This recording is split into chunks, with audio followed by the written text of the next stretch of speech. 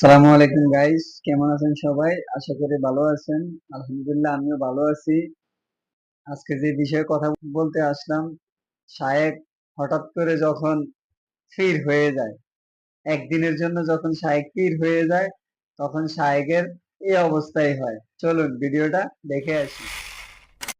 আমার কাছে হিন্দু ভাইরা আসেন, এ পর্যন্ত কয়েক লক্ষ হিন্দুকে আমি পানি পোড়া দিয়েছি, কয়েক লক্ষ হিন্দুকে মাথা মুছে দিয়েছি। আমার জন্য কত কিছু নিয়ে আসে ওরা, কত কিছু। এক এলাকায় গেলাম, আকাশে খুব মেঘ, প্রথম দিন বৃষ্টি হলো ভোলায়। আমি বললাম আজকে বৃষ্টিতে যারা ভিজবেন কালকে বৃষ্টি হবে না, কালকে শুকনায় বসে ওয়াজ শুনতে পারবেন। পরের দিন আল্লাহ বৃষ্টি দেয়নি। আমি তো সেখানে বিশাল পীর হয়ে গেছি, বুঝেছেন? এবার পীরের জন্য গরু, ছাগল, মুরগি, দুধ, গাছের ফল নিয়ে লাইন ধরেছে সবাই।